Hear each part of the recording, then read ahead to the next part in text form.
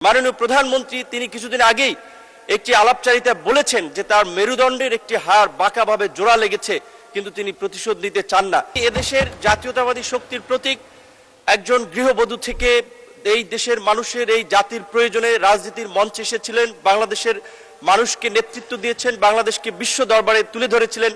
বেগম খালেদা জিয়ার তার স্বামীর স্মৃতি বিজড়িত আমরা দেখেছি, তার সন্তানদের স্মৃতি বিজড়িত, তার পারিবারিক সেই বাড়ি থেকে কি নির্মম নিষ্ঠুর পৈশাচিকভাবে তাকে আপনার সেখান থেকে সরিয়ে দিয়েছিল, এবং সেটি নিয়ে আপনার উল্লাস করে বলেছিল যে আমি সেদিনই সিদ্ধান্ত নিয়েছিলাম, যেদিন আমাকে ক্যান্টনমেন্টে ঢুকতে দেয় নাই, আমি ওই বাড়ি থেকে তাকে বের করব। এমনকি আজকের মাননীয় প্রধানমন্ত্রী তিনি কিছুদিন আগেই একটি আলাপচারিতায় বলেছেন যে তার মেরুদণ্ডের একটি হাড় বাঁকাভাবে জোড়া লেগেছে, কিন্তু তিনি প্রতিশোধ নিতে চান না।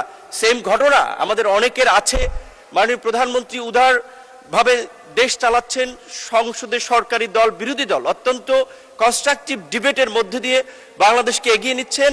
আমি একজন সংসদ সদস্য হিসেবে আমিও আজকে মাননীয় প্রধানমন্ত্রী সহ সকলের কাছে বিনীত অনুরোধ করব যে একটি রাজনৈতিক সমঝোতার মধ্যে দিয়ে অবশ্যই এই ফ্যাসিবাদের বিচার নিষ্পত্তির প্রশ্নে আমাদেরকে ঐক্যমত হতে হবে, এবং বাংলাদেশে ভবিষ্যতে যেন কোনো ফ্যাসিবাদী শক্তি ক্ষমতায় না আসতে পারে, কেউ যেন জনগণের উপরে এই ধরনের গণবিরোধী অবস্থান নিয়ে গুম খুন হত্যাযজ্ঞ না চালাতে পারে। তার জন্য আওয়ামী লীগের একটা দৃষ্টান্তমূলক বিচার রাজনৈতিক দল হিসেবে অবশ্যই করতে হবে, এবং এই বিচারে যারা অভিযুক্ত হবে তাদের সম্পত্তি ক্রোক করে, তাদের সম্পত্তি বাজেয়াপ্ত করে ক্ষতিগ্রস্ত পরিবারকে পুনর্বাসন করতে হবে।